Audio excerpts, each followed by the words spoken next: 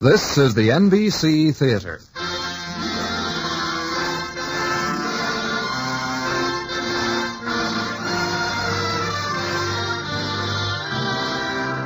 From the NBC Theater in Hollywood, we bring you transcribed a drama based on Dostoevsky's intriguing short novel, The Gambler. The theme of the book, Life at the Roulette Table, is one that Dostoevsky could develop with too much accuracy for his own good. He had been around in that league, and his conclusions, both financial and moral, are expertly mirrored in the story of The Gambler, as dramatized by Ernest Kanoy. Hear it now. Mesdames et messieurs, faites vos jeux. Le jeu est fait. Rien ne va plus.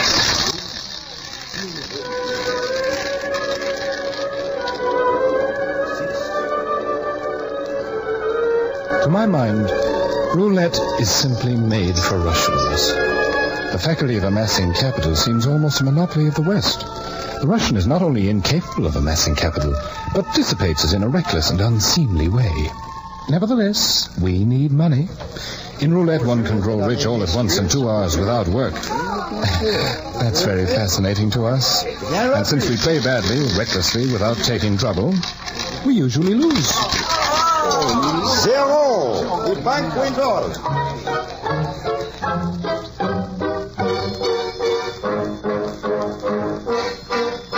We arrived at the German town of Roulettenberg in the early evening.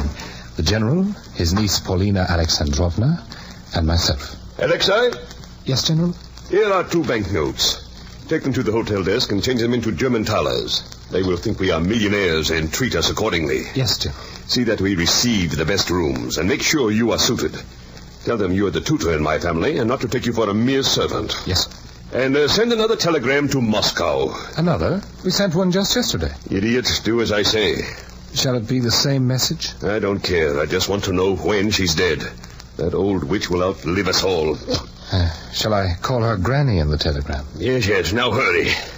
Paulina. Yes, Uncle. We are to meet Monsieur de Greux at the hotel. You will kindly look your best. I'll try. I'm not used to being considered collateral for your loans. That will be enough. Well, what are you waiting for, Alexei? Jump! Alexei. At your service, Paulina Alexandrovna. Don't be formal. Have you got the money? Those diamonds I gave you were worth 2,000. The proprietor of the pawn shop gave me 700 for them. Only 700? The thief. It's not enough. I must have money, Alexei. I can't wait for Granny to die. Is she very ill? We've been waiting for her to go for 6 months. I'm only her grandniece, but I'm sure she'll remember me in her will. I suppose in the meantime the general has borrowed heavily from the Frenchman. Very heavily. I noticed he asked after Granny. He must be waiting for her to go so the general can pay off. When he finds out I'm in the will, he'll be after me. Alexei, I'm not sure whether I shall marry him or not. How can you talk that way? Would you really marry the highest bidder? It does annoy you. Well, as long as you're useful to me, I must have you about. Here, take these 700 florin. But they're yours. But of course they are. Take them to the casino. Go and play. Win as much as you can at roulette. I must have money.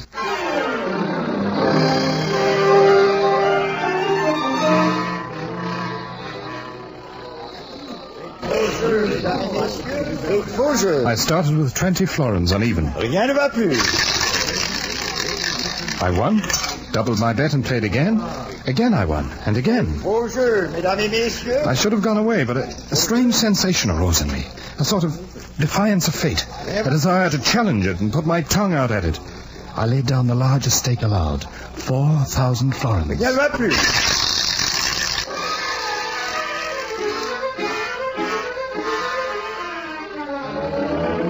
I lost. I walked away from the table stunned. I couldn't even grasp what had happened to me. I only knew I must tell Paulina that her money was gone. Gone? All gone? Completely. The Frenchman met me in the corridor. Told me he's waiting to escort you for a walk. Let him wait. He seemed pleased. He should be. The general is completely mortgaged to him. If Granny doesn't die, he gets everything. Paulina, don't you think it's funny to keep sending telegram after telegram asking, is she dead? Is she dead? What are you so pleased about? Losing my money? Why did you give it to me to lose? I told you I can't play for anybody else. Listen, when I play for myself, I'll give you all the money you need. I'm convinced I shall win. As soon as I begin playing for myself, I shall win. You're positive? I must win. I must, and so I shall. Alexei, you are an unstable person not to be relied on. Besides, what do you want money for? And you? Do you owe the Frenchman money? You're very impertinent today. Are you drunk? Pauline, I'm your slave. It's a fact. It doesn't depend on me. Why do you want money? If I had money, then it would be different. Then I wouldn't be a slave. I wouldn't even be a tutor. Then you'd look at me, Pauline Alexandrovna. I wouldn't have to stand and listen while the general reads me a lecture in front of strangers. If I wanted to pull the Frenchman's nose, I'd pull his nose. Alexei, you're a milksop. No, I know. I'm nothing in your eyes. I have no hope. Why and how I love you, I don't know. I can't even tell if you're pretty. You certainly haven't a good heart. Is that why you believe you can buy me with money? When did I say that? What else did you say? You talk so much you don't make sense. You're an imbecile, Alexei. Someday I shall kill you, Paulina. I shall kill you. Not because I cease loving you, but because I have an impulse to devour you. Don't laugh. Do you know that I have an irresistible urge to disfigure you, to strangle you? I lose self-respect in your presence, Paulina. I humiliate myself, and I don't care. You're a chatterer, Alexei. Your eyes may be fierce and bloodshot, but it isn't through anger. It's because you guzzled too much wine with dinner. Go away now. You no longer amuse me.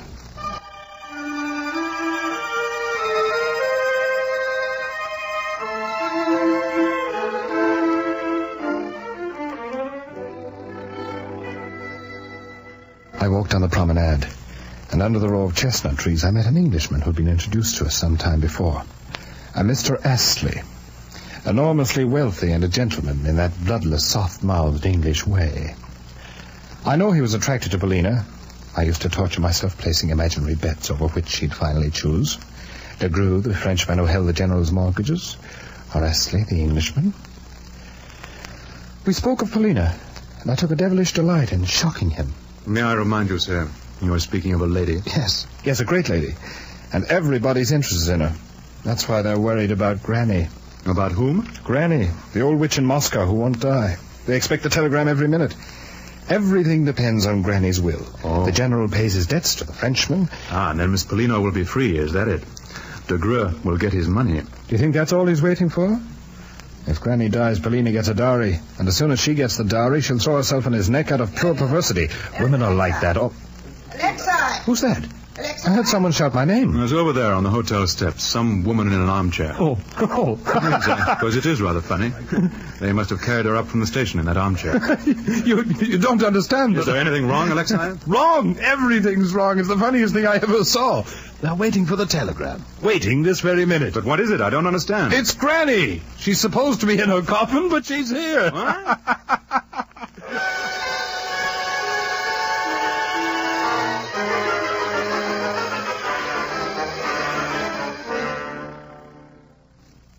Well, Alexei, can't you welcome me? Can't you say hello? Have you grown too proud to say hello to old Granny? No, of course not. They buried me, didn't they? They sent telegrams to see if I was dead yet. I knew all about it. But I'm alive.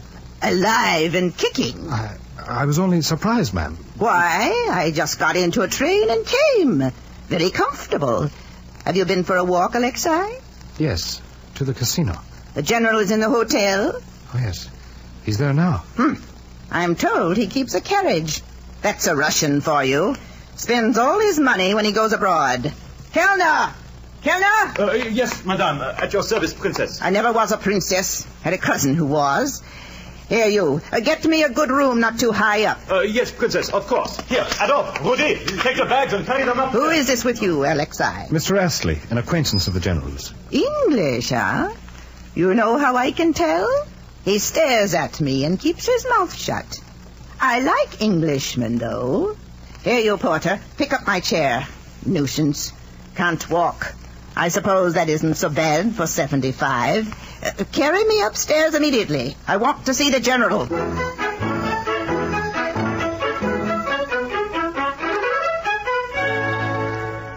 Oh, Granny. Here I am instead of a telegram. Didn't expect me, did you? But how? Just got on the train and came. What's the railroad for, eh? You all thought I'd be laid out and left you a fortune. Wasted a lot of money on telegrams. Who's this? Monsieur de Gros. Oh, the Frenchman, eh? Oui, enchanté, Madame la Comtesse. Croyez que je suis si enchanté. Et votre santé, mais c'est un miracle. Vous voir ici, moi. Quelle charmante surprise, Madame. In a pig's eye. Granny. I know all about this one. Well, glad to see me. Well, of course. We were so worried. We received such despairing telegrams. You're lying like a peasant caught in a wine cellar. But you shouldn't have come. Your age, your health. Nonsense, as usual. But don't worry, I haven't got anything against you. Well, Paulina, have you anything to say?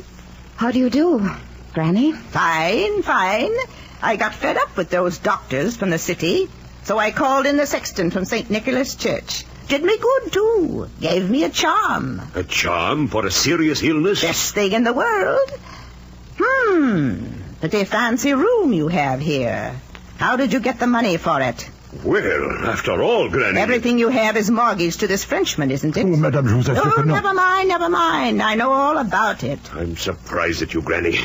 My expenses are not beyond my means. They aren't? You must have robbed your own children of every kopeck. And you, their trustee. Wait, I protest. Stop sputtering. You'll soil your beard. Where did you lose it all? Roulette? Roulette? In my position? Granny, you must still be sick. You're lying again. I'll bet they can't tear you away from the wheel. I'll take a look today and see what this roulette is like. I'll need somebody to go with me. Si Madame me permettra, ça sera un plaisir. Oh, a pleasure, huh? You don't have to come jumping around. I'm not going to give you any money, alive or dead. Madame... Come on, lift my chair. But, Granny, you must be tired after your trip. Where are you going? To the casino, idiot. That's what I came for.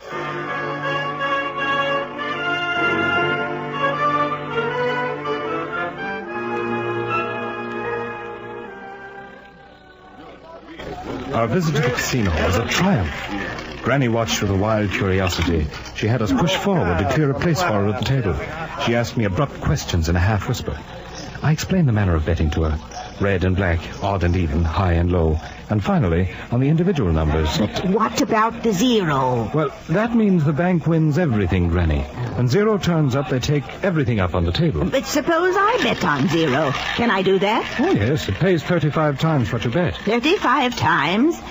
Does it turn up often? 36 chances against it. Nonsense. Zero's the thing. Here, Alexei. Take this money, bet it on zero. But, Granny, zero just turned up. It won't come again for a long time. Just wait a minute. Nonsense. Bet the money. But, Granny, the odds against it are so high that... Poppycock. If you're afraid of the cold, you shouldn't go into the forest. Put down the money. Very well.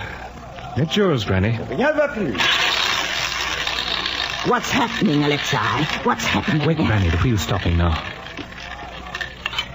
36 rouge pair et passe. Oh, we've lost again, eh? Bet again, Alexei. But, Granny, you can't... Bet again, you hear me? Sure as I'm alive, I'll sit here till that zero comes up. Bet, Alexei, bet again.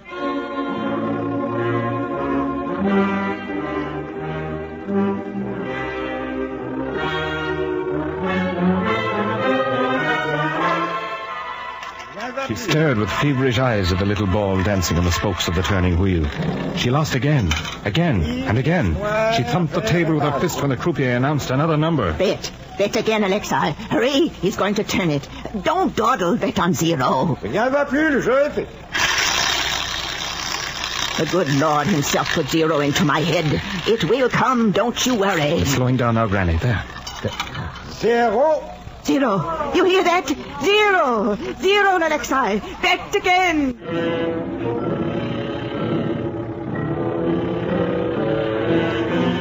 bet again and again. 3 times in a row the zero turned up. It was incredible. Unbelievable. I was a gambler myself.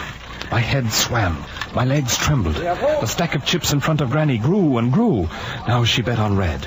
Once, twice, 3 times the red turned up. And then at last she turned to me. 12,000 altogether. Alexei, pour the gold into my purse and put away the notes. That's enough. Home. Wheel my chair out.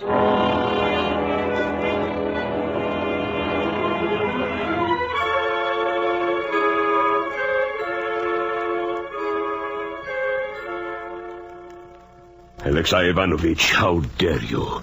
How dare you? I don't understand, General. What's the matter? You are undertaking to be the guide for this old woman. You know she'll lose everything. She'll gamble away her whole fortune. You've seen how she plays. If she begins to lose, she'll never stop till she gambles away everything. Well, it's her money, General. Her money? Do you realize that you'll ruin the whole family?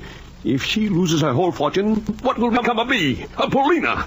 Alexei, save us. But how can I? What influence have I got with Granny? Well, refuse to help her play. Somebody else will turn up. They hang around the casino like flies. Then don't let her play too. Alexei, I beg you in the Russian style. I beseech you. I bow down before you. I kiss your boot. Please stop her. Don't get away our lives. And Alexei, help us, please. Andre. Herr Ivanovich, I have a message from the princess. From Granny? It's 3 o'clock in the morning. She says she can't sleep. She wants you to meet her immediately. But why? To take her to the casino. She is going back to the roulette wheel. Oh, God have mercy. God have mercy.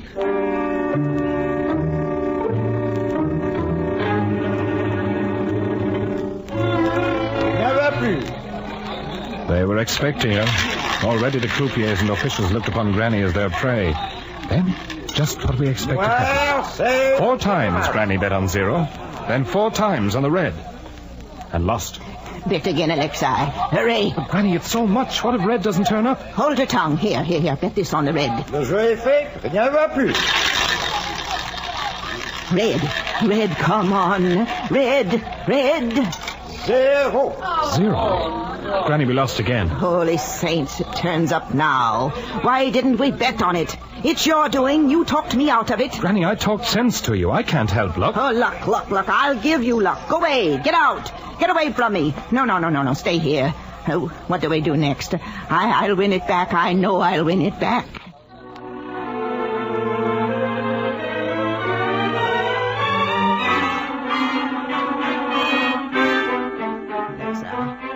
It's all over.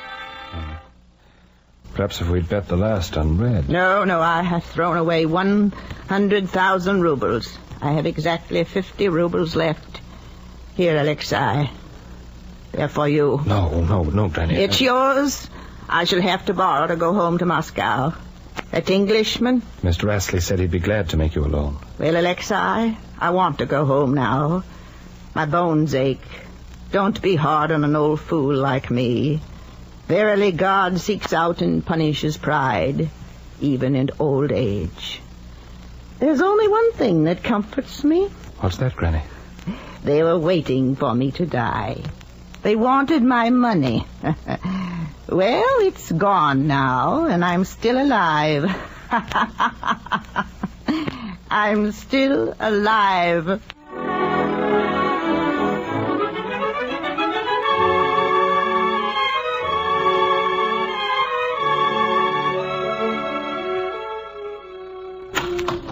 Alexei? What are you doing in my room? Granny's gone, isn't she? Yes. Then you must help me. I've received a note from the Frenchman. He knows Granny lost everything. He's foreclosing. Oh, that's the General's worry, isn't it? 50,000 of it is mine. You don't understand. De Grue offered to forgive him 50,000 francs so that I could sue for it. Well? I can't take it from him. If only I could fling the 50,000 in his face. But you were thinking of marrying him. But now when I have no money, when I have no prospects, I can't. Alexei, you said you loved me. I'll kill him. I'll fight him in a duel. Don't talk romantic nonsense. But where can I get 50,000? Perhaps borrow it from Mr. Astley. I thought you would understand. I've come to you for help. To you. Only to you. Paulina, give me 1 hour. 1 hour. I'll come back, you'll see. Be here. But where are you going? Just wait for me. 1 hour.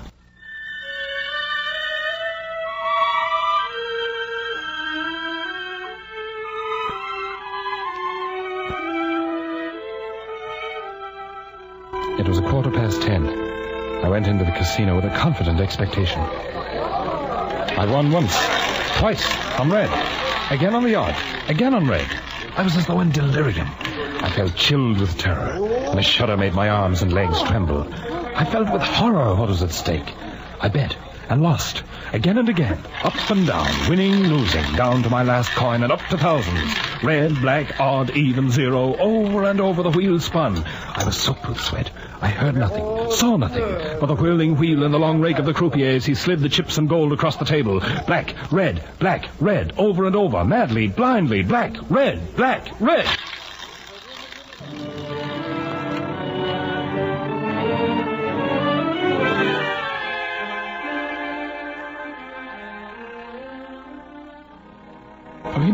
Paulina, look. Gold, Florence, Friedrich Door. Look, I've won 200,000. Look at it. Gold. I see it. Paulina, here. Here, 50,000 for you. 50,000. Throw it in the Frenchman's face tomorrow. You're free now, Paulina. If you like, I'll take you away early in the morning. What is it, Paulina? What is it? Why are you laughing at me? Answer me. I won't take your money. Why? Why not? I won't take money for nothing. I offer it to you as a friend. I offer you my life. You give too much. De Greux's cast-off property is not worth 50,000. How can you talk to me like that? Am I like him? Am I a de Greux? I hate you. Yes, you're like him. You're all like him. Paulina, listen to me. What is it? Something changed? I want to help you. I love you. You want to buy me for 50,000 as he did? No, Paulina, no. I am sick of it. I'm sick of the pretense. Paulina, I love you. I've always loved you. Very well. You still want to give me 50,000? Yes. You haven't changed your mind? Here it is, in notes and gold. Very well. It's mine now, isn't it? Yes. It was always yours. Well, here are your 50,000. Back!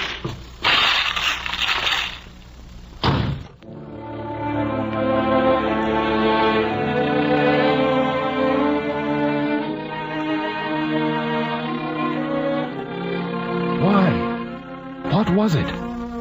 Why did she do it? Was it wounded pride, despair at having brought herself to come to me? I loved her. She knew I loved her, and yet she despised me. Why? I found out she went from my room direct to Mr. Astley, the Englishman. She is ill, and that is all I care to say. She's really with you? Yes, and I intend to keep her. I congratulate you, Mr. Astley. I presume you'll be going to Paris now. What for? All Russians who have money go to Paris. No, I can't leave her. I can't go away. She's ill. She needs me. I intend to take care of her. If you remain here and annoy her, you will answer to me. Good day, sir. Of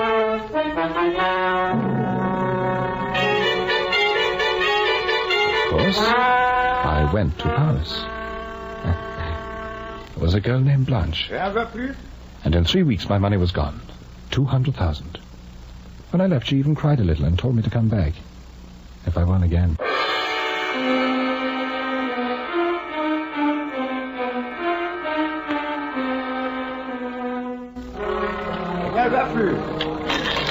It has been 1 year and 8 months since then.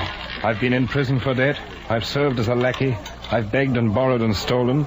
And sooner or later, every coin passes through my hands across the gambling table to the inevitable rake of the croupier. I tremble as I hear the chant. I play for the tiniest stakes, waiting, calculating, standing all day at the wheel and watching. I even dream of playing, as if I were grown stiff and wooden, sinking slowly in a foul swamp, waiting, passively, for the ooze to bubble over my mouth and nostrils. I was sitting on a bench in the Hamburg Park when I met Mr. Astley once again. Don't bother telling me your story, Alexei. I know it. I know all the details of your life. That's kind of you. I'm glad to find that you have maintained your independence of spirit. You mean you're really sorry I'm not broken? Tell me, do you intend to give up gambling? I should give it up as soon as As soon as you've won back what you've lost? I thought so. Have you any occupation besides gambling? None. Oh, you've grown rusty, haven't you? Given up your life, your friends, the duties of a man. You've even given up your memories. I remember you as an intense young man, passionate.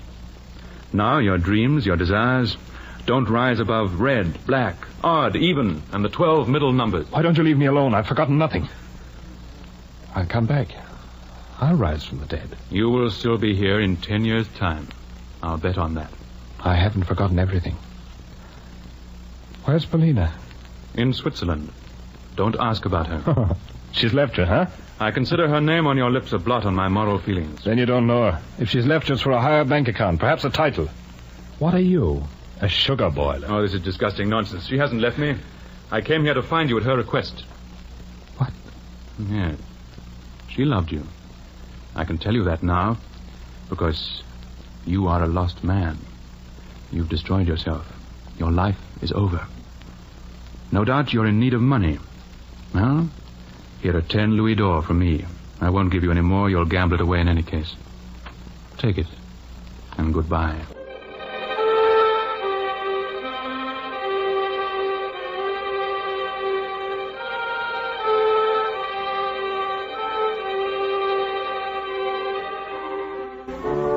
He's wrong. He's wrong. Switzerland. I must start tomorrow. She still loves me. He said so. I must begin again. Rise again. I must show them. Let Paulina know I still can be a man. I've only to go and see her, but...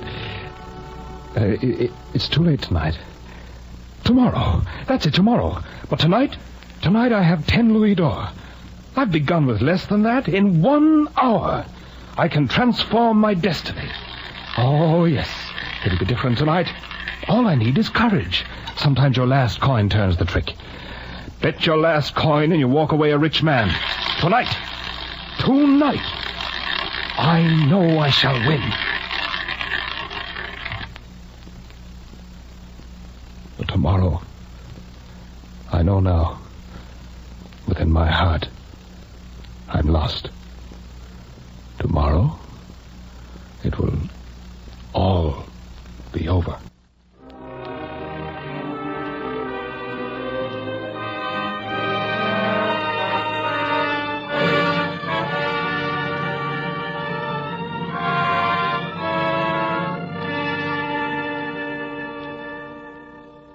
You have heard a dramatization of The Gambler by Dostoevsky, as adapted for radio by Ernest Kanoy.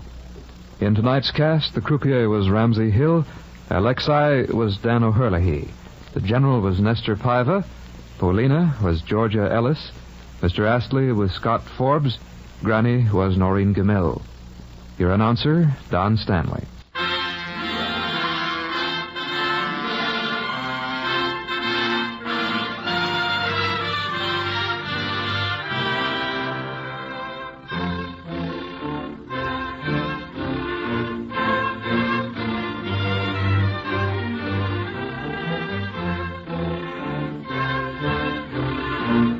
Be with us again at the NBC Theater, same time next week, for a dramatization of the Kreutzer Sonata by Tolstoy.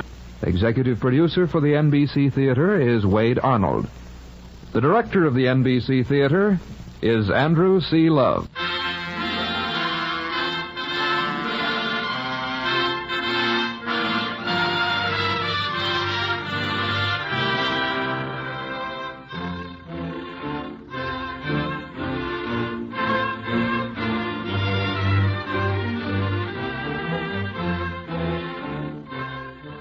This program came to you from Hollywood on NBC.